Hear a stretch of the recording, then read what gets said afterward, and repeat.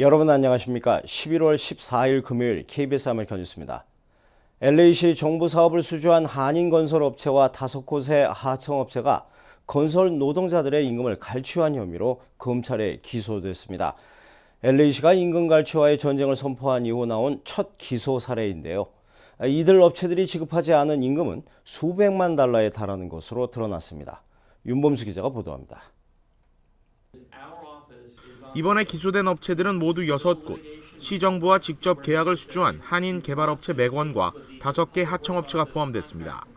시 검찰의 공소장에는 스캇 양 씨와 박노성 씨 등 업체 한인 대표 3명도 이름을 올렸습니다. 시 검찰은 LA 동물보호센터 공사에 참여한 이들 업체들이 건설 과정에서 노동자들에게 최저임금보다 낮은 임금을 지불했다고 밝혔습니다. 업체들은 또 주말 근무 등에 따른 시간의 수당 역시 제대로 지불하지 않은 것으로 전해졌습니다. 검찰은 일부 업체들이 노동자들의 시간 외 근무 기록을 고의로 조작한 흔적도 찾아냈다고 밝혔습니다. This is a public contract. The money that was paid to the contractor and subcontractors was taxpayer money. And yet we allege that that contractor and those subcontractors broke faith not only with the taxpayers of the city of Los Angeles, but also in a most fundamental way to their workers. LA시 검찰의 이번 기소는 최근 시의원들이 최저임금 인상과 임금 갈취 대응 방안에 대한 조례안을 발의한 일에 나온 첫 케이스입니다. 두 조례안 모두 시 검찰이 중심이 돼 발의 내용을 검토하고 집행하도록 돼 있어 이번 기소는 사실상 조례안 통과와 상관없이 임금 갈취와 관련해선 관용 없이 처벌하겠다는 전체 LA시의 의지를 담은 것으로 풀이됩니다. And we're seeking civil penalties for the allegations that I'm mentioning today and those that are contained in our complaint. And those civil penalties can be up to $2,500 per violation. 한편 총 950만 달러 규모의 LA시 대형 프로젝트인 LA 동물보호센터는 지난 2009년 맥원이 수주해 5곳의 하청업체들과 함께 지난해까지 건설을 진행해왔습니다. 하지만 이번 검찰 기소로 인해 이들 업체들은 향후 시공은 물론 시 정부 사업 수주가 전면 금지될 전망입니다. KBS 뉴스 윤범수입니다. 아시아나항공이 지난해 발생한 샌프란시스코 공항 착륙 사고와 관련해 45일간의 운항 정지 처분을 받았습니다. 이에 대해 아시아나항공은 법적 대응을 검토하는 등 강력하게 반발했습니다. 황진우 기자가 보도합니다. 지난해 7월 아시아나항공기가 샌프란시스코 공항에 착륙하다 방조제에 부딪혀 3명이 숨지고 180여 명이 다쳤습니다. 미 교통당국은 11개월간의 조사 끝에 조종사 과실로 결론 내렸습니다. 징계 절차에 착수한 국토교통부는 조종사 과실이 있었고 아시아나항공이 조종사 교육을 소홀히 했다며 해당 노선 45일 운항정지를 결정했습니다. 항공법상 운항정지 90일에 해당하는 사고지만 승무원들의 헌신적인 구조활동 등으로 법정 최대 감경폭 50%가 적용됐습니다. 사고 당시 객실 승무원들의 헌신적인 노력으로 사고 피해를 최소화한 점 등을 종합적으로 고려해서 운항정지 45일을 결정하게 되었습니다. 아시아나항공은 6개월 이내에 운항정지를 실행해야 합니다. 이 경우 아시아나항공은 100억 원 이상의 매출 손실이 예상됩니다. 국익과 해당 노선 이용객들의 불편을 전혀 고려하지 않은 결정으로 당사는 재심의를 통해 적극적으로 의견을 제출하고 법적 대응도 검토할 것입니다. 현재 샌프란시스코 노선에는 대한항공 등 4개 항공사가 하루 한 차례씩 운행 중인데 전체 1,200석 가운데 평균 탑승률은 80% 정도입니다. 국토교통부는 아시아나항공이 운항을 정지하면 60석 정도가 부족할 것으로 예상하고 대한항공 측에 대형 기종의 항공기나 임시편을 투입하도록 해 승객들의 불편을 최소화할 방침입니다. KBS 뉴스 황진우입니다. 로스앤젤레스 한인회가 창립 52주년을 맞았습니다. 이를 기념하기 위한 헤리티지 나이트 행사가 다운타운에서 있었는데요. 어제와 그제 같은 장소에서 연이어 열린 한인사회 2개의 창립 기념 행사장 모습을 노승욱 기자가 취재했습니다. 지난 수요일 다운타운 빌트모어 호텔에서 열린 LA 한인회 창립 52주년 기념 행사.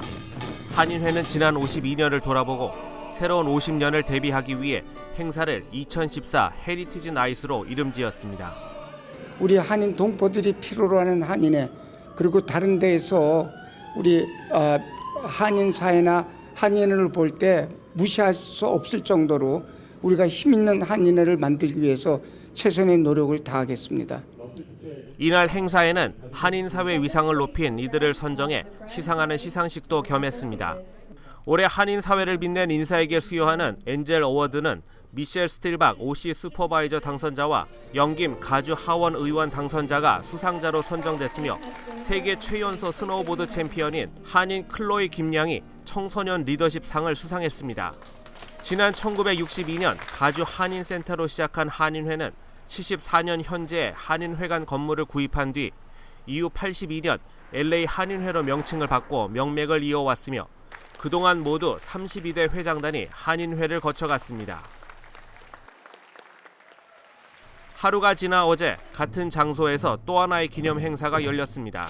미주중앙일보의 창간 40주년 행사에는 초대 한인 독자들을 비롯해 한인 사회와 주류 사회 각계 인사 400여 명이 참석했습니다. 40년을 기업을 이끌어왔다는 것은 이건 혼자 할 수 없는 거고 다 교포 여러분들의 성원과 진짜 사랑, 따뜻한 사랑 때문이 아니었나 이렇게 생각을 합니다. 저희들도 교포 사회의 눈과 귀가 돼서 앞으로 더욱더 교포 여러분들이 필요한 것, 필요한 정보를, 필요한 뉴스를 제공하도록 그렇게 하겠습니다. 지난 1974년 LA에서 첫 미주판 지면을 발행하면서 시작한 미주중앙일보는 40년이 지난 현재 미 전역에 6개 지경과 4개 계약지사를 더해 모두 10개 지역에 지사를 세우고 신문을 발행하고 있습니다. KBS 뉴스 노수욱입니다.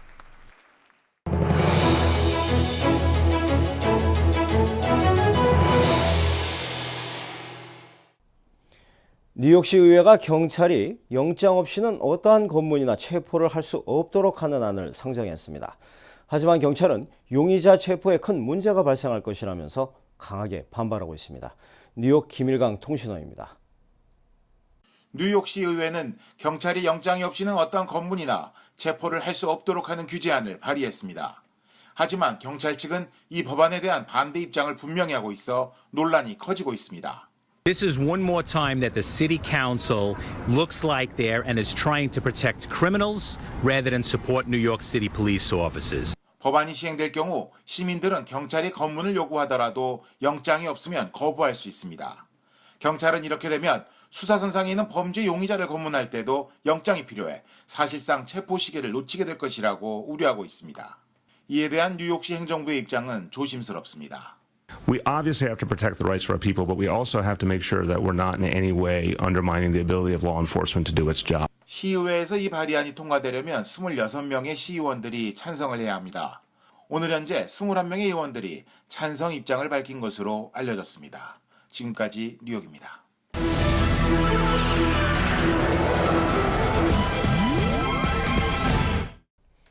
미국 정부가 300억 달러를 들여 핵무기 관리 시스템을 전면 개조키로 했습니다. 관리 부실에 따른 핵 폭발 사고 발생을 막기 위한 것이라는데요. 이란이라든가 북한의 핵 협상엔 부정적 영향을 미칠 수 있다는 비판도 제기되고 있습니다. 워싱턴 이강덕 특파원의 보도입니다. 미국의 전략 핵무기를 관리하는 부대들은 근무기강 해이와 능력 부족 등으로 그동안 집중적인 조사를 받아왔습니다. 1년의 조사 끝에 미 국방당국은 핵무기 관리 시스템을 전면 개조해야 한다는 결론을 내렸습니다. The good news is that none of this has endangered America, Americans, or put our security at risk.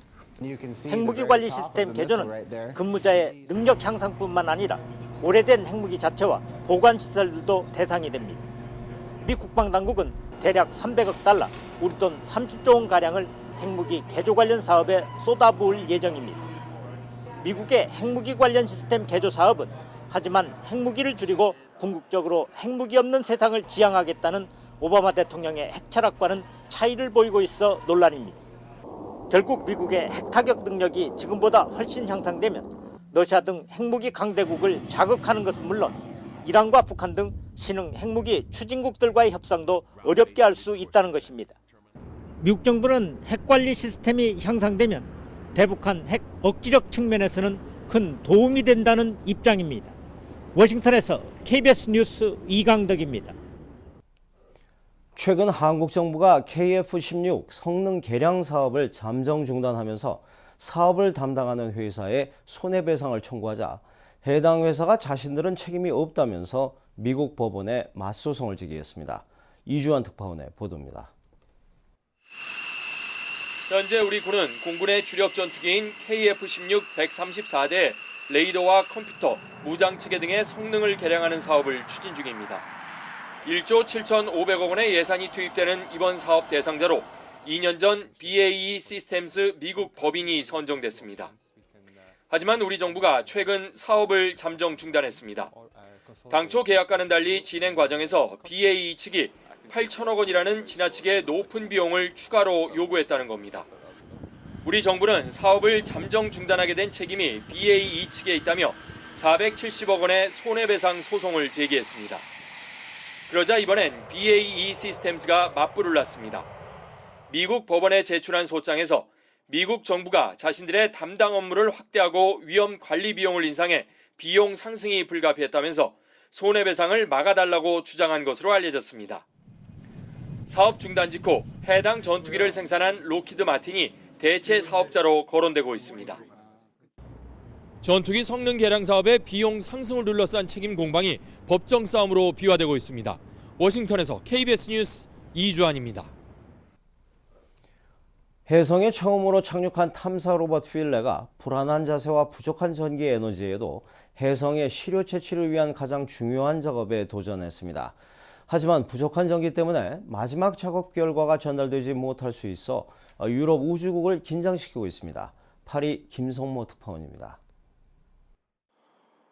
5억 1천만 킬로미터 떨어진 해성에서 고군분투하며 작업해온 탐사 로봇 필레가 마지막 도전을 시도했습니다. 탐사 로봇은 다리가 제대로 고정되지 않았지만 해성 표면을 드릴로 뚫고 시료를 채취하는 작업을 시작했습니다. 유럽 우주국은 중력이 미약한 해성에서 충격으로 로봇이 우주로 튀어나갈 수 있지만 이 같은 작업 명령을 내렸습니다. 태양광으로 재충전하는 데 어려움을 겪으며 배터리가 완전히 바닥나기 전 모험을 건 것입니다. 그러나 전기 부족으로 작업 결과를 지구로 보내지 못할 수도 있다는 전망이 나오고 있습니다. 현재 교신이 일시 끊어진 상태로 한국 시간으로 오늘 오전 교신 재개 여부가 판명됩니다. 앞서 탐사 로봇은 그동안 해성의 지층 구조와 표면에서 뿜어져 나오는 분자에 대한 많은 자료를 보냈습니다. 유럽 우주국은 당초 목표한 작업의 80%가량을 해냈다며 이를 다 분석하는데 시간이 걸릴 것이라고 밝혔습니다. 파리에서 KBS 뉴스 김성모입니다. 금요일 밤 KBS 아메리카 뉴스를 마칩니다. 시청해 주신 여러분 고맙습니다.